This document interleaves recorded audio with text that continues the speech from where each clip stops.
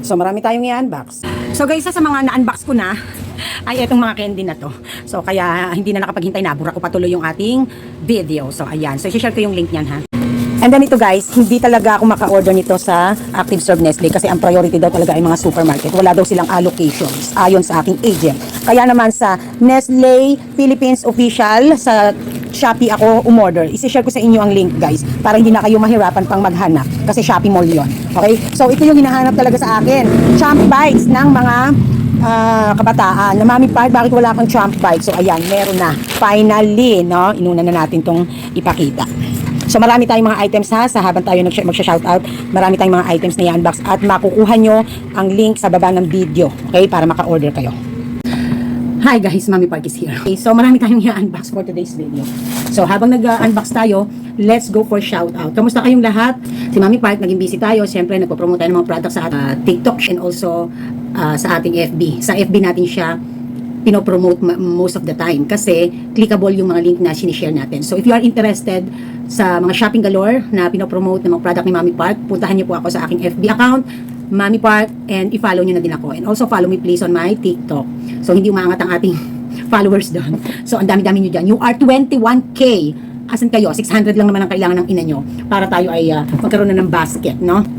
So in today's video ay pag-uusapan natin kung paano natin masasabi na tayo ba ay lumalaban ng patas o lumalaban sa buhay. Ayan. So this past few days or past few weeks kasi napapanahon nga ang pagre-renew ng ating mga business permits and also compliance sa mga pinapasa natin taon-taon. Kung ikaw ay BIR registered, for sure that makaka-relate ka, no?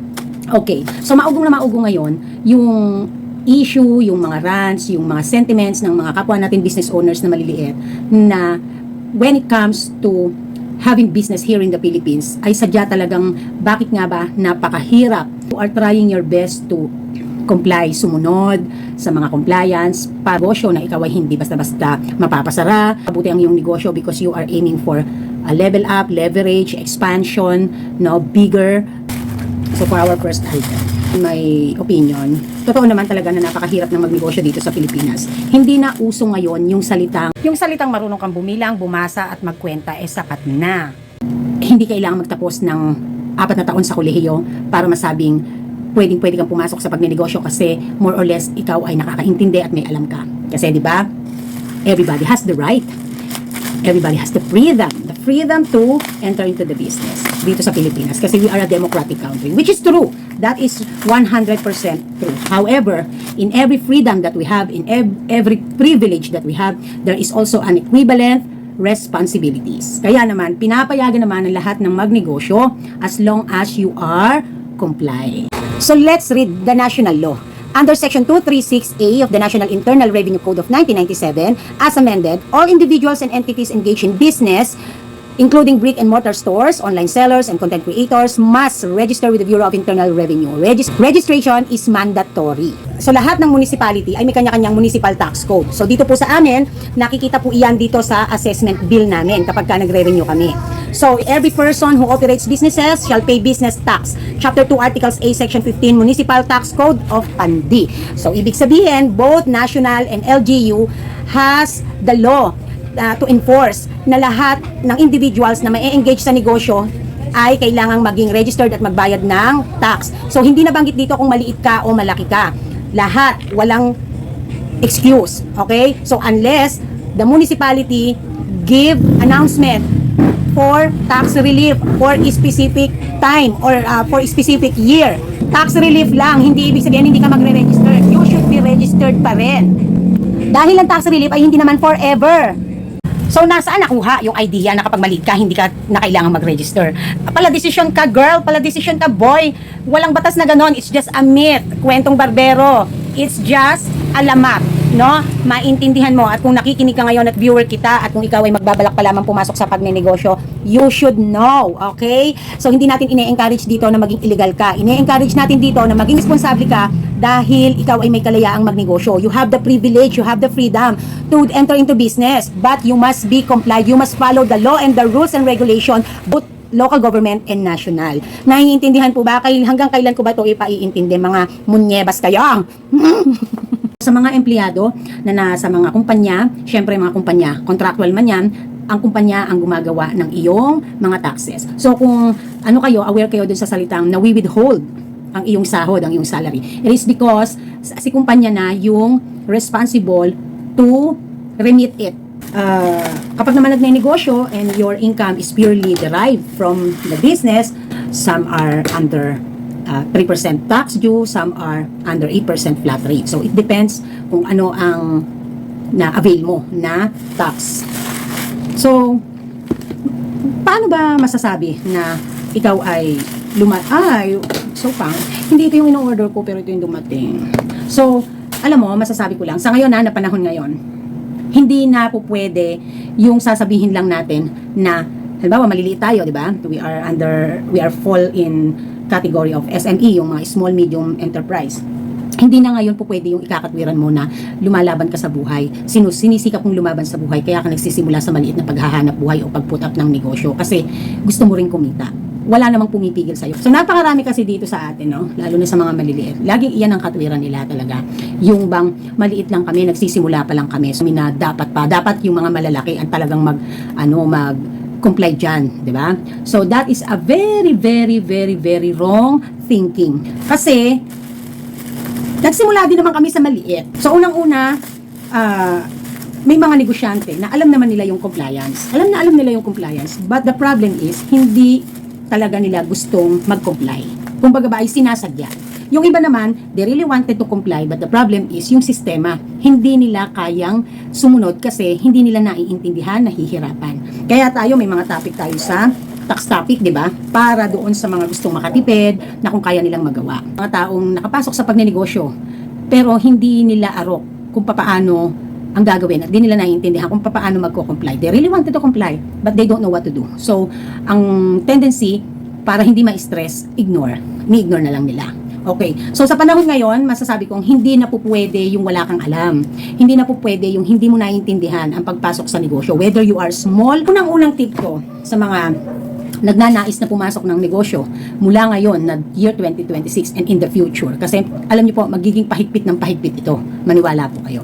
Or isa na sa dapat na meron kang tinataglay ay meron kang comprehensions, meron kang kaalaman, may stock knowledge ka, marunong kang makaintindi when it comes to compliance. So, it's very, very important. Kasi ito yung nagiging problema ng ibang mga negosyante na marunong kang magtinda, marunong kang makipag-usap sa supplier, marunong kang dumiskarte, marunong kang mag-ayos ng tindahan mo, mag-organize, masipag kang tao, tapat kang tao, tipong talagang pagdating sa customer service, the best ka. But that's all are not enough.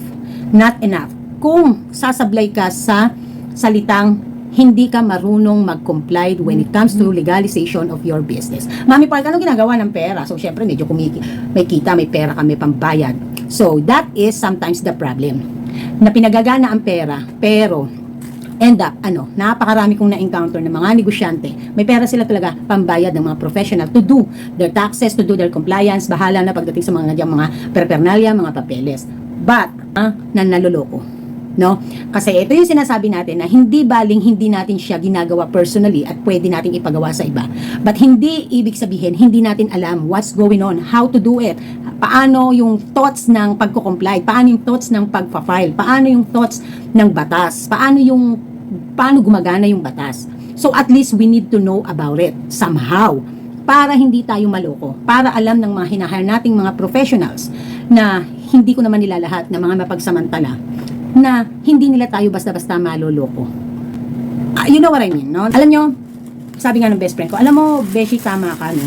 Hindi lang pala sapat yung may na-hire lang tayo. Dapat pala alam din natin. Kasi, sometimes yung mga na-hire natin, they don't know everything. Sometimes nga hindi sila updated. Sa totoo lang. And sometimes naman, because yung na-hire natin ay too much genius, too much smart, hindi naiwasan ay nagagawan tayo ng hindi maganda. Labag, alam mo, may alam ka kasi na alam mo ang kahihinatnan kapag hindi inayos ng mabuti ng iyong assistant, yung mga paraphernalia. But because you just cannot do all the things, no? Yung meron kang konting na, kahit gapatak na knowledge na nagigets. So, napaka-importante, isa na ngayon sa requirement, na kapag pinasok mo ang pagnenegosyo, may laman ng utak mo pagdating dito. Kaya bago pumasok ngayon sa pagnenegosyo, magkaroon ka na ng stock knowledge when it comes to compliance. Iyon ang napaka-importante sa lahat. Dahil lalo na kung ang napili mong lugar ay napakasitahin, no? At para naman hindi na madagdagan yung mga taong nagsasalita na lumalaban din kami sa buhay, hindi lang kayo ang anak ng Diyos. Kapag kaya ng katwiran mo na lumalaban ka sa buhay, kaya hindi ka nagko-comply dahil iniisip mo lagi na ikaw ay maliit, technically you are illegal. Technically you are illegal. Hindi mo po pwedeng ikatwiran na lumalaban ka ng patas. Iba yung salitang lumalaban ng patas at lumalaban sa buhay. Tandaan nyo yan, magkaibang aspeto yan. Okay? So, kaya hindi ako medyo Mami Pag, parang sobrang, ikaw talaga, parang lagi kang harsh, Mami Pag, sa mga maliliit na ganito, ganyan, na hindi comply, ganito, ganyan. No. Kakampi nyo ako. Kaya nga tinuturo ko sa inyo yung tama. Yung tamang gawin. Kasi iyon ang totoong pwede mong sabihin lumalaban sa buhay ng patas. Okay? Kasi halimbawa, Mami Park, naghahanap buhay kami ng marangal, hindi kami nangaapak ng ibang tao. So lumalaban kami sa buhay ng patas. No. Hindi lang nag-e-end sa ganun yun, na hindi ka gumagawa ng masama. Kasi yung hindi ka gumagawa ng masama, hindi mo pinapasok ibig sabihin ng sarili mo sa gulo, sa trouble.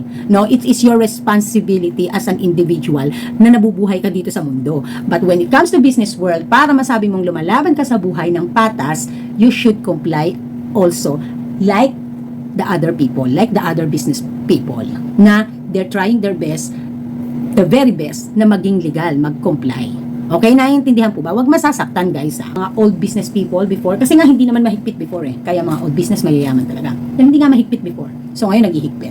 So ngayon, talaga ang ginagawa nila, they hire people para gawin yung mga hindi arok ng utak nila pagdating sa negosyo nila.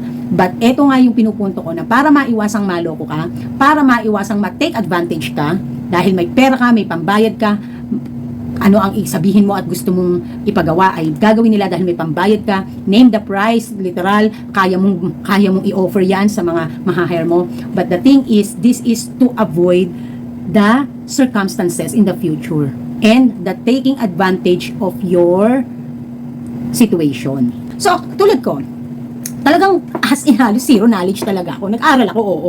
Pero zero knowledge ako when it comes to compliance pagdating sa BIR, yung mga filing. Yung compliance, madaling gawin Pag nagpa-register, madali yon. But it doesn't end there. No? It doesn't end there.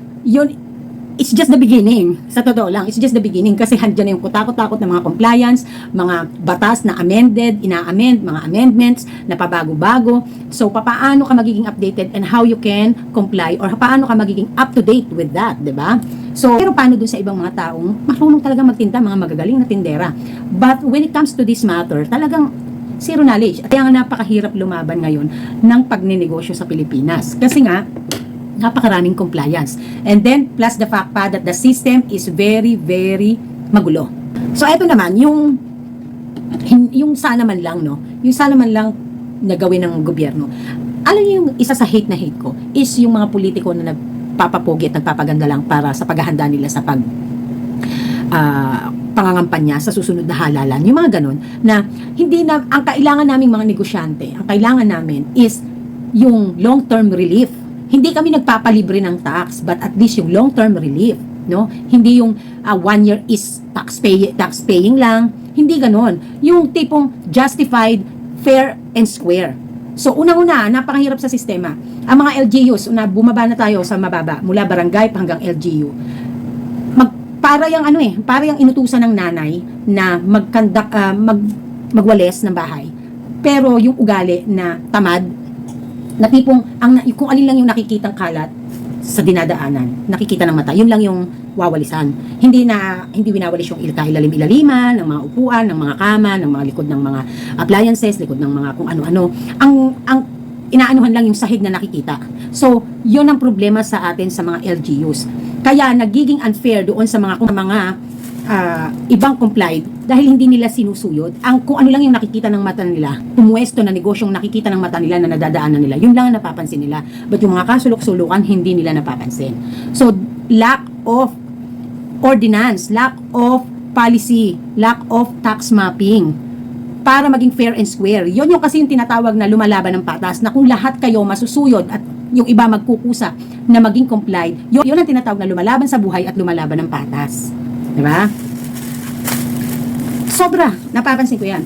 Eto pa, ang isa sa pinakapangit na sistema pagdating sa mga LGU. Yes, kahit paano somehow mapapakiusapan mo sila to lower your but most of the time, hindi na lower ang iyong taxes. Wherein, yung totoong realidad na ikaw na negosyante, bumaba ang sales mo talaga, bumaba ang gross sales mo ng previous year dahil sa isa sa mga nakaapekto ay yung pagtaas ng bilihin at lalong-lalo na yung mga nagsulputan ng mga maliliit na naging kalaban mo o mga kalaban mo na hindi sila complied, hindi sila legal.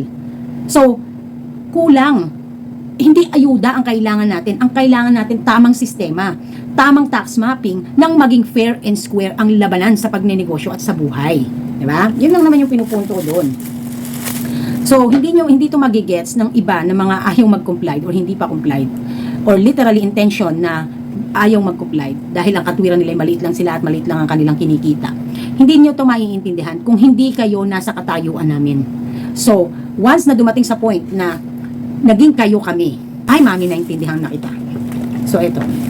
Naintindihan ka na namin, kaya naman pala, ganito pala kahirap din kung tutuusin at kasakit na hindi ka na nga masyadong kumita. Nagkaroon ka pa nga ng utang, imbis na nalinis ang utang mo, ay nagdagdagan pa ang utang mo. And then, pagdating pa sa LGU, imbis na bumaba ang iyong babayaran, lalo pang tumaas. Kaya nga alam niyo po yung ibang mga negosyanteng complied, lalo na hanggang BIR, mas gusto nila na sa totoo lang, yung iba mas gusto nila na yung kung ano yung dineclared nila sa BIR, yun ang pagbasihan ng mga LGU. Actually, inimplement na ng maraming LGU yan na magpasa ng ITR para makita kung magkano yung na-declare mo na gross sales mo. Pero yung iba, hindi naman din iyon ang pinagdedependihan. Hindi ko nilalahat ang LGU, hindi yun ang pinagdedependihan ng kanilang pagtatak sa iyo. No? Ni-require pa nila na magpasa ka ng ITR, pero hindi rin naman iyon ang pinagbabasihan nila ng taxes. Magugulat ka na lang na imbis na bumaba, tumaas, na hindi naman din tumaas ang sales mo. Bumaba pa sa previous na nung nag-renew ka nung nakaraang taon. Mas bumaba pa dun yung gross mo. So, yun ang mahirap dun. Diba? Okay. So, mag-shoutout tayo. Madam, paano po kung sari-sari store may mga kasamang poultry feeds? Okay lang ba yon sa BIR? So, ang tinatawag po dyan ay it's like agro supply. Under siya ng mga agricultural products and supplies. So, kung iyan naman ay mas nananaig ang iyong sari-sari store at adds-on mo lang naman yan, hindi na masyadong pinapansin yan. But kung iyan ang parang pinaka-main na talagang niche ng negosyo mo, ayan, masisita yan. Talagang ikaw ay remittances na negosyo, no? Nag-fall ka doon sa category ng remittances industry, business. Pero may sari-sari store ka. Tapos ang dami-daming laman. So, kailangang pag na-tax map ka, pamimiliin ka, tatanungin kung anong naka-registered sa iyo na line of business mo, anong industry ka. Kasi bakit meron kang ganito sa iyong tindahan, 'di ba? Halimbawa, bakit may sari-sari store? Tapos yung sari-sari store mo, yung mga ads-on mo ng mga produkto, ng mga basic needs, parang ang dami-dami na, pang sari-sari store na. So, doon masisita ka. Pero kung halimbawa, mga 3 sako, 4 na sako lang yan, 5 sako, no? Yung hindi talaga maramihan, medyo napagpapasensyahan pa yan. At saka kung hindi sitahin ang lugar mo at hindi talaga nagkakandak ng tax mapping dyan ng mga taga-BIR at LGU, lusot ka dyan. Beverly Rigacho, maraming salamat Mami Park. More blessings and benta sa atin. Regards din kay Daddy Park. Thank you Ma'am Beverly. Russell Dano, nakakalungkot lang Mami Park. Updated tayong nagtatax tapos ninanakaw lang sa mga nanunungkulan. Isa pa sa napakapangit na ngayon yan, usapin, yung issue na yan tungkol sa korupsyon. Imaginein mo, kahit maliit ka, tapos kung nag-comply ka, ang sakit talaga sa loob, naisipin mo yung binabayad mong tax kinukurakot lang. Tapos, eto pa,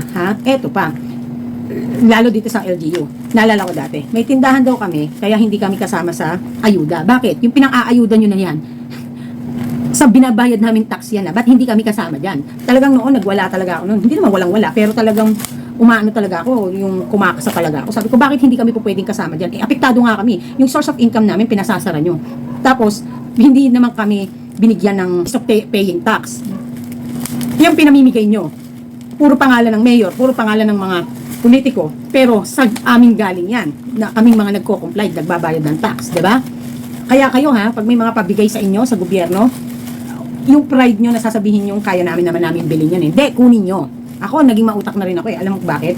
I deserve that because I paid tax. So, kung ano ang natatanggap ng iba, dapat natatanggap ko din. Yung nakatwira ko.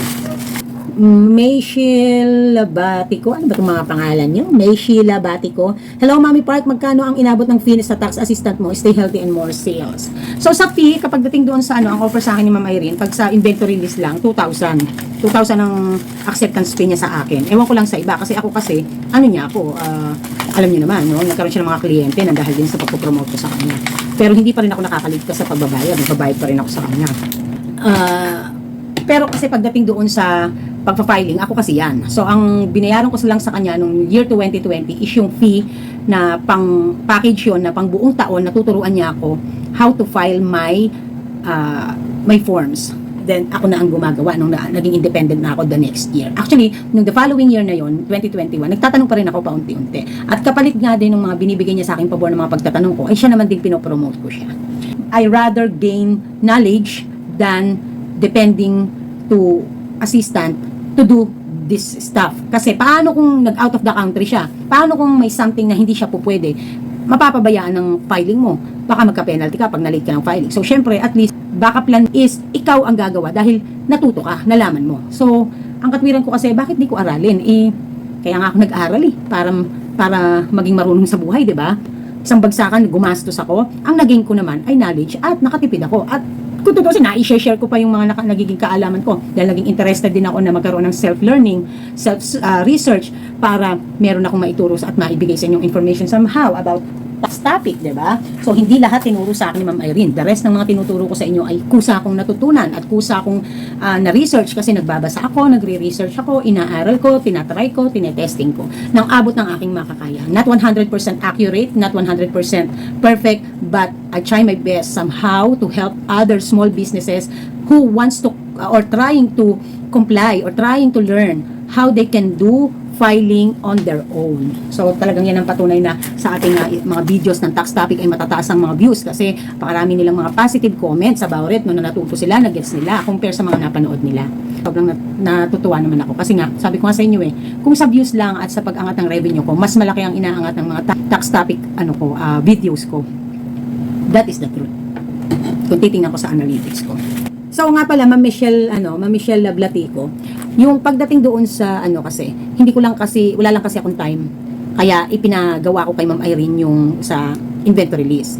Minsan pati yung halimbawa pag naubusan ako ng resibo, siya na din yung pinagpapa-comply ko, pinapaayos ko. Kasi nga, kaya ko siyang gawin dahil nagagawa ko siya dati. But because of my busy life, hindi ko na siya kayang isingit talaga sa buhay ko. Lalo't lalo na kung aalis para magpasa, para mag-comply, hindi ko na kayang gawin. So, yun nga yung sinasabi ko sa inyo na mas magandang isipin na kaya nyo yung pinagagawa sa iba dahil wala na kayong time. Pero hindi ibig sabihin, hindi nyo alam kung ano yung pinagagawa nyo.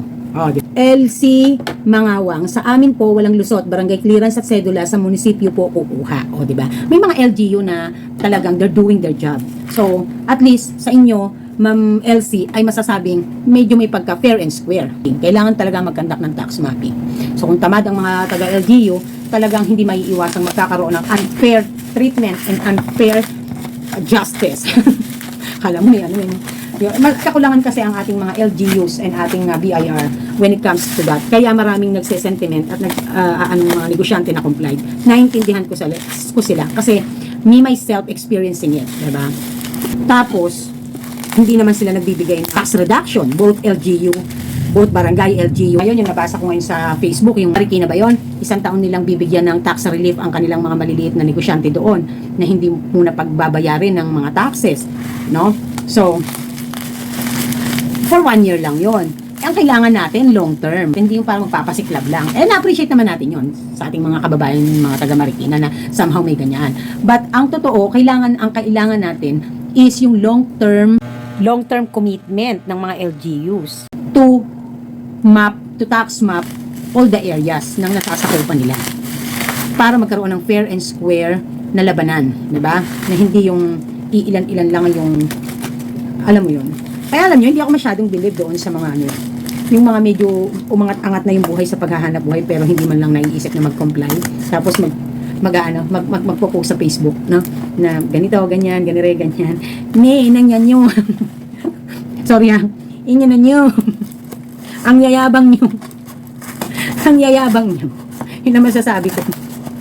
Hindi natin ini-invalidate yung kanilang mga small wins. But hello, yung mga yung mga achievements and wins nyo, may mga nagsasuffer dahil sa hindi kayo complied. Wow, nice. Finally, I have this. Finally, I got this. Maganda rin na naging deal ko dito. So, para lang sa akin sorry, alam nyo, sometimes I'm brutal and honest. O, wala akong magagawa. Ito ako. And I just can't help myself. I am also expressing my sentiments. Huwag kayong mayayabang na ibang mga negosyante na akala mo ang dami yung achievements, tapos yung pala isa kayo sa mga nagiging problema ng mga kapwa nyo negosyante dahil kayo pala ay kalaban sa negosyo, tapos sila nag-comply, kayo hindi. Tapos ang aanin nyo pa sa buhay nyo, di ba? Hindi ka pa din nabubuhay ng tama sa pagnenegosyo. That's all I can say. So kung kakatwiran nyo yung etong mga korupsyon, mali pa rin. Dahil paano kami na kaming mas mga nag-comply, paano yung mga ibang negosyanteng mas nag-comply, di ba? Mas nasa amin yung karapatang manggigil sa ines at galit, hindi sa inyo na mga hindi complied, no? At kakatwiran yung kinukurakot lang naman ng mga politiko. Wala kayong K para magsalita ng ganon, di ba? Kami ang may K na magsalita ng ganon dahil kami ang nag-aambag sa tax para may patupad ang mga programa para sa mga kapwa Pilipino natin. May pa-free sila, And just saying lang, no? Mga business owners na mga complied, taas nyo ang kamay nyo. Tama naman ang mami pag, diba? Flor de Lisa Abogado, dito sa lugar ko sa Nueva Ecija, mahigpit, di pwedeng barangay permit lang. Nagbibisit ang taga-municipal, kaya walang lusot ang maliliit na store. I would agree, because si Ate Butika po, taga Nueva Ecija po siya. May tindahan din ang nanay niya na sari-sari store. Wala ding lusot. Hindi ko lang po alam kung saan sa Nueva Ecija si Ma'am J, yung ating Ate Butika. Ating kakorenter. Okay, this is from Coco, I believe. Kasi sa kahon pa lang, para bang baliktad? Baliktad ba? Ano ba? Parang dapat nakagano. Okay, ano ba ito?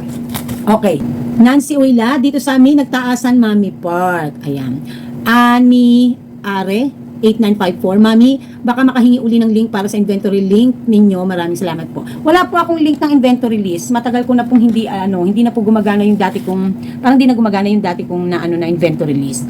So, meron po akong ang alam ko po may na-share ako dati. Punta po kayo sa mga old videos ko tungkol sa mga tax topic, yung mga inventory list. Kung may nailagay akong link doon kasi napapagod na ako maghanap pa So, wala po akong literal na kasi meron akong automatic na format na nakasave sa akin. Kaya nakakagawa ako ng inventory list if I feel na akong gusto kong gumawa noon. Tapos meron din naman si Ma'am, parehas kami ng format ni Ma'am Irene. Kaya kapag pinapagawa ko siya ng inventory list ko, nagagawa niya kasi parehas lang din naman kami ng format. Nagkaroon kami ng parehas na format pero hindi kay Ma'am Irene galing ang format ko. Napanood ko lang din yan sa isang nag-vlog na may nakuha siyang format and then na i-share niya yung link and then nagawa ko. So, kaya sinave ko para ma-sure ko na meron akong format nun. Okay, so eto po yung ating next. Clarissa Aragit, good afternoon Mami Park. Ako tapos na ang business permit 18 years na akong nakuha, pero okay lang, pray naman yun sa negosyo, para naman yun sa negosyo ko. Okay lang kahit mahal, ganun talaga, kailangan yun pero sana lahat ng nakuha ng business permit para sa lahat, pero okay, hinayaan ko sila, kung ayaw nila, bahala sila, basta tayo legal. So eto na lang nga yung nagiging na lang ng mga negosyante. Imaginein mo, 18 years in the business and 18 years na rin nagko-comply at nagbabayad ng buwis. So tapos yung iba hindi mga complied, no? So ito yung sinasabi kong bayad tayo ng bayad ng buwis ng mga legal pero walang ginagawa yung ating mga LGU, ating BIR para magkaroon ng fair and square na labanan sa pag-negotiate. They don't much really care sometimes when it comes to our sentiments na ang ating gross sales ay bumaba sa dahilang nagkaroon at nagsulputan ng mga players sa ating paligid and it costs a lot to our sales. Then, i-compute, i-assess ang ating taxes na instead na mapababa ay tumaas pa. So, yun yung nakakainis. Hindi lang naman tax ang babayaran. Sa LGU, hindi lang tax. May mga pa yan, may mga iba't ibang permit pa. Like fire, no? Hindi natatapos. It doesn't end with the tax. There is still a lot of miscellaneous expenses. Arlene Fernandez, sabi ni Arlene Fernandez, Mami, pwede bang isumbong sa municipal kung ang katabi mo na wala siyang business permit at yung pwesto niyan lupa ng gobyerno kasi nasa tabing kalsada po tapos ikaw may permit. So, again, naitapik ko na yan na po pwede naman but you have to make sure na you have evidences, videos, paperworks na they are not allowed or they are illegal or they are not complied sa business legalization. You're going to email them and pass the evidences through online or personal. Ang ano mo lang ay dapat ma-assure mo na talagang yung pinaglalaban mo ay talagang merong matatag na ebidensya at masigurado mo din na ligtas ka when it comes doon sa, syempre hindi natin hawak ang isip ng ibang tao na akala natin mabait, yung pala kung nakalaban mo ay grabe ang gante. Baka mamaya, no, hindi natin masabi. No, mata sa mata, ngipin sa ngipin kung gumanti pala yun, o paano? Yun lang naman yun. Para sila ay mag-conduct ng tax mapping at maimbestigahan sila. Okay. Marami tayong order kay Coco kasi mga fast-moving mga fast-moving products. So, kailangan wala na ako masyadong stock na candies. Meron pa, pero alam nyo naman, no, hindi ako nagpapawala basta-basta. Gusto ko tuloy-tuloy ng bentahan kasi malaking bagay ang nadadagdag na kita sa atin itong ating mga itinitinda na mga candies. Kaya, si Coco talaga ay suking-suki din ako. Alicia Falia, sobrang galing mo talaga, mami, magpaliwanag. Mami, totoo po lahat ng sinabi nyo. Dahil nangyari sa akin yan, biglang dinatnan ako ng sulat galing BIR, kaya nag-penalty ako 10,000. Kaya sobra akong naiyak sa nangyari sa akin. Hanggang ngayon, nagbabayad ako quarterly ang pagbabayad ko sa BIR. So, see, di ba? So, isa yan sa mga consequences na kakaharapin mo if in the first place pa lang ay hindi ka na-complied. So, swerte ka nga kung hindi nga sitahin ng lugar nyo at hindi ka napapadala ng sulat. Kasi ngayon, kahit hindi nagkakandak ng tax map, may nangyayari naman na magra-random ng checking yan pagdating sa data ng DTI and ng BIR na magkaroon ng tax map, magkandak sila ng tax map. So, kung hindi man tax map, magpapadala ng sulat dahil kung nakita sa record mo na you are not compliant. So, walang lusot. So, ngayon kung nakakalusot ka dito, bahala ka, nasa sa iyo. But as a responsible and sinasabi nating salitang lumalaban sa buhay at lumalaban ng patas sa buhay pag ninegosyo, mag-isip-isip kung gustong mag-comply, di ba? So, this is a lesson learned, no, to our Ma'am Alice Falia, di ba? So, there's a 1% talaga na nagpatunay na totoo ang mga sinasabi ko sa inyo. Hindi ako nananakot, hindi ako hindi yung basta nag-vlog na lang ako para mag-sentimiento sa inyo. May basihan ang mga sinasabi ko. Pasok sa batas, both LGU and national government law when it comes to business compliance. Marites Gilera, thank you, ma'am. Napansin niyo po ako. Sobrang hanga po talaga ako sa inyo, ma'am. God bless. Naman sobra. Tama lang, marami ding magagaling ng mga vlogger dyan, no? Talagang ako lang talaga ay napakahabang mag-vlog. Yun lang talaga, pagpapasensyahan nyo lang talaga na mahaba ang vlog ko. But napakarami yung mapupulot na aral sa mga mag-take down notes kayo ng topic ko, tapos kung ano yung mga highlight ng ating pinag-aralan para pagka yung kayo na, lalo na yung mga ganitong compliance, para pagka kayo na, alam nyo na yung batas, na-update kayo, and then ito yung gagawin nyo, lalo na dun sa mga aspiring na magiging sari-sari store owners sa susunod na panahon. Okay, so thank you, Ma'am Marites, no? Arlene Gonzalez again. Arlene Gonzalez, nakakasad matumal kami ngayon. Sabi ko sa asawa ko, ganyan palagi. Pag ganyan palagi, tas same yung expenses before, ay malulugi ang tindahan kasi lahat ng expenses sa kita ng tindahan namin kinukuha. Tinitrain ko ang asawa ko sa business namin na yan at nalalaman kung anong mangyayari kung lahat ng gastusin namin ay kakayanin ba ng store kasi yan ang magiging bread and butter namin after kong for good. Tinitingnan ko kung kaya kami buhayin ng store. Kaya minsan nasasad ako pag maliit ang benta. Pero syempre nag-iisip din ako ng ibang income pa kasi minsan kung may ups and down yung store. Mag 2 years na ang store namin next month, doing better naman compare last year. Thank you, Lord. Happy selling, Mommy Pat. Okay, God bless to you. Tama iyan. Magtuwang kayo ng asawa mo at siya ay turuan mo, no? Kahit paano, no? Basta, pag teamwork kasi ang mag-asawa sa hanap buhay, walang hindi masusolusyonan. Hindi na issue dito yung kung sino ang mas marunong at magaling. Kung ano yung galing at dunong nyo, kung saan kayo magaling, yon ang gamitin nyo at maging participation nyo para lagi kayong teamwork. At the end of the day, para sa inyo din naman yan, sa inyong dalawa yan, diba? So, yun yung kami ng Daddy Park.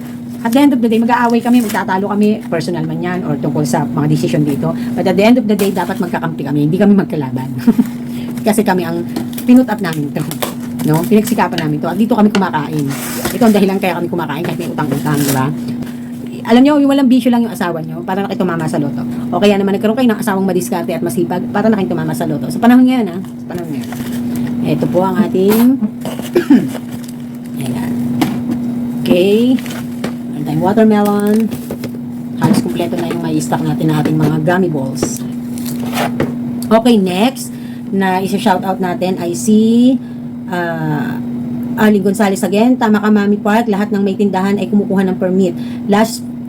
First time kong magbayad ng mayor's permit ay 4,250 ang binayaran namin. Now is sa renewal ay pinakompute namin ay 7 plus na ang babayaran namin. Ang hirap, sabay-sabay ang bayarin, malaki ang mababawa sa tindahan. Sabi ko sa asawa ko, mabayaran lang yung renewal permit, babawi ang store next month. Malapit na ang summer, nababanggit ko before na may mga resorts dito sa amin, madaming dayo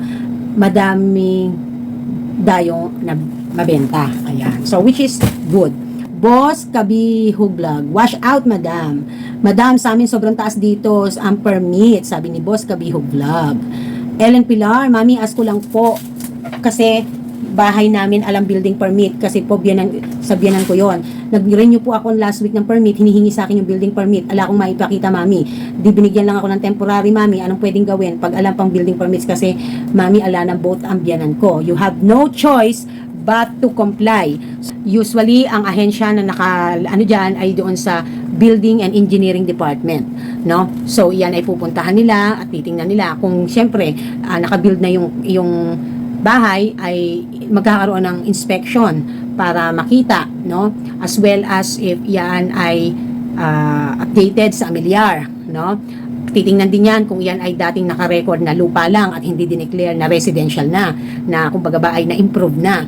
So, pupunta sa assessor office kasi ilalagay na yan ay improved na kasi baka nahandun pa rin yan doon sa naka-record na lupa pa lang at wala pang improvement. And then, marirecord yan sa building permit, magkakandak, at ang masasabi ko lang, there's a possibility na malaki ang bayaran. So, naalala ko noon dati itong si Ate Ning sa harap namin, kailangan yung building permit niya kasi i-release ang kanyang titulo dahil palilipat sa kanyang pangalan. So, kaya talagang wala siyang choice but to hire someone to fix her stuff like that at talagang parang nagbayad yata siya ng 25 or 35,000 para lang maayos ang lahat. Yun, kasi mai-involve ang engineering department kasi i-inspect yan. So, hindi kita tinatakot, that is the truth, that is the reality. Kahit tanungin mo yung iba, yan ang proseso niyan. No? At lalo na kung may negosyo pa. So, ano yung magiging niyan, sa residential, ano yung magiging, saan malilinya na yan, commercial ba yan, commercial residential or residential lang, purely residential, ganun. Pero kung sari-sari store na maliit lang yan, hindi na yan, basta ang category niyan residential, but still you need the building permit. Kasi po ngayon, pag nagpapagawa ng bahay, hindi na po pwede ang hindi ka kukuha ng building permit sa munisipyo. Yan ang kauna-unahan mong gagawin. Maaari kang isumbong ng mga nasa paligid mo na nagtatayo ka ng bahay diyan tapos hindi naka-building permit. Kasi dahil sa daming kalamidad na nangyayari ngayon at mga pagbabago pagdating sa ating mga nature, sa ating mga land, kailangan ay merong inspection yan from the municipality or you need to hire an engineering, no, para gawan yan, para yung sa mga plano, para ma-assess na kung talagang yung building na ipapagawa mo dyan ay pasok sa Philippine Code of Building, no? Yun, maraming mga etos. Hindi yan tulad ng araw na kayo-kayo lang na mga marurunong magkarpintero ay nagtayo na lang ng bahay dyan at yun na yun, no? At nabuhay na kayo. Ngayon, kailangan lahat ay dadaan sa legal na pamamaraan at inspeksyon, lalong-lalo na sa LGU. Okay? So, I do hope na nabigyan kita ng idea, Ma'am Ellen Pilar. So, napakaganda talaga na nagbabasa tayo ng ating comments, no, sa comment section kasi iba't iba yung mga topic na nadidiscuss at napag-aaralan natin na may natututunan kayo at nagkakaroon kayo ng idea, no? So, eto naman ang ating next. So, we still have last two na pero meron na akong naunang inopen. Maraming salamat. Napakaganda rin ng ating mga pinalakay ngayon, no? At alam ko na naiintindihan nyo. Nakakaunawa naman kayo sa mga sinasabi ng ina nyo, ng Mama Park. Ayan. Hala. Ayan. Ang dami kong parcel talaga ngayon. Daming dumating. Ayan, eto. Ano ba ito? Okay. So, ilalagay ko ang link ng mga items na napamili ko at pwede kayong umorder if you are selling candies and stuffs like this, no? Huwag niyong kakalimutan. And please follow me on my TikTok account, guys. No, malaking bagay. Alam niyo kung kailangan akong mayaman, hindi ako mayaman. Sabi ko nga sa inyo, someday I'm going to share it to you yung mga journey ko pagdating sa mga sinasabi ko na bakit may mga bagay na hindi ako basta pwede pang i-share sa inyo, hindi ako pwede basta magkwento, hindi ako basta malaya, no? Kaya, although I know some of you have the idea na, but still maganda pa rin na ma-share ko sa inyo para maintindihan nyo na talagang kahit ngayon, nagsisikap ako at kumakayod ako dahil gusto ko talaga na makapagpatayo kami ng bahay, pero hindi ko talaga alam kung paano kami magsisimula dahil talagang wala kaming other source of income, tapos may mga utang pa rin akong binabayaran. So, sobrang hirap. Ang cute, oh. Nice. Ang ganda ng deal dito. Pang 5 piso ko na. Ayan. Okay, ayan. So, tulad nga din na sabi ko sa inyo, kahit ang dami ko pinagdadaanan, hindi ko pwedeng hayaang malugmok ako doon sa kalungkutan. The other night, last night yata o the other night, nag-text ang lola part niyo, nagkamustahan kami. Alam mo yung, usap ng ina sa ina, yung mga problema at mga pinagdadaanan. No, sabi nga ni Lola Part niya, umiiyak daw siya ngayon kasi alam daw niyang hirap na hirap ako, tapos hindi daw siya makatulong man lang. Sabi ko, the only thing that you can help is to take care of yourself. Yung hindi kami magkakaproblema na magkakasakit ka, kailangan mo ma-hospital or whatsoever. At i-maintain mo yung sanity mo na maayos na ikaw ay kahit papaano bigyan mo na yung mga bagay na or ugali na nakatandaan mo noon ay sana ngayon ay kalimutan mo na hindi na applicable ngayon sa lahat ng mga anak mo at sa sitwasyon. Ganon. Pero ngayon masaya siya, sabi niya mataba daw siya ng konti. Ngayon masigla-sigla daw siya talaga dahil nagtitinda siya ng itlog. Dito rin talaga pa rin tumitigil Lola Party. Tapos sabi niya, nagtatabi-tabi ako ng paunti-unti sa kita ko para pagka nga may kailangan, may problema, kahit paano may mapupuno. Eh sabi ko, bibigyan kita ako sa Valentine's Day. Valentine's Day naman kasi. Kasi hindi ko naman siya mabibigyan ng mga material things. Meron siya noon, no? Sabi niya, tandaan na ako para mag-ano pa ng maraming damit. Yung daming damit, pinamimigay na nga. So, hindi yun ang kailangan niya. Kailangan niya talaga. Magaling kasi sa pera humawak ang Lola Part niyo. Yan kahit maliit ang hanap buhay, mga paunti-unting delivery lang ito. Nakakaipon yan. Magaling mag-handle ng pera. Yan naman ang masasabi ko diyan. No? Ako mana ako sa tatay ko. Mabilis gumawa ng pera, pero mabilis din mawala ng pera. Ayan, cute. Oh, di ba? Ayan. Nice one. Ang dami ko palang na-check out nito. Mabili naman ito, pambenta ko ng sa isyan kasi mataas na ngayon yan. Tapos meron pang ganito, dodo. Isang klase ng dodo. Ayan. Dalawa pala yung binili. Ayan, marami na naman pagkakagulo ng mga Naalala ko, sabi ng isang nanay, ate, ang dinig ko talaga, akala ko sabi niya, ang ganda ko. Nakakasilaw ang ganda. Sabi niya, ate, ang dinig ko, nakakasilaw ang ganda mo. Sabi ko, ano te? Pakiulit yung sinabi mo, hindi ko ano. Pero ako parang, yun ang dinig ko talaga. Kaya parang nakangiti na ako. Tapos biglang sabi niya, nakakasilaw yung tinda mo. Sabi ko, ay, yung ba? Akala ko. Tapos tawa ko ng tawa. Akala ko, te, sabi mo, nakakasilaw ang ganda ko. Natawa rin siya. Talo ka. Alam mo yun? Sabi, bakit ba? Minsan lang naman tayo makarinig na nakakasilaw ang ganda natin eh. Why not naman, di ba? Kaya lang, hindi talaga yun yung sinabi niya. Nakakasilaw daw yung tinda ko, yung mga candy. Kasi hindi daw nila alam kung ano pipiliin nila. Parang gusto nila lahat bilhin. Pero di ba? Alam mo yun? So, eto milas pa, aray ko. Meron ako mga shinare na mga personal na shop natin na pinopromote nating product sa TikTok. Pero sa FB ko yung tinromote, kaya sana naman ay alam ko na to guys. Manila paper lang naman pala. Manila paper. Okay. So sana ay puntahan niyo no? Punta kayo dun sa aking Facebook account. So that's all for today's video. Thank you very much everyone for being here at maraming salamat po sa patuloy na panonood, sa mga nagbabalik na subscribers ng Mami Park at sa mga nanonood lang pero hindi naman subscribe. Why don't you hit the button naman? Wala namang masama dyan. So yun lang. Maraming salamat po sa inyo and until next time na ating pag-aaralan, pag-uusapan at ating pagninilayan, no, sa aral ng ating buhay, hanap buhay. At syempre ay to God be the glory na kahit paano survival pa rin tayo, 'di ba? Sa kabila ng hirap at ang daming komosyon na nangyayari sa Pilipinas ay we able to survive, no? And that's what we should be grateful and thankful, no? Paano? This is Mami Park and this is Tim Park and sasabing tindera is my proud career fighting. Bye!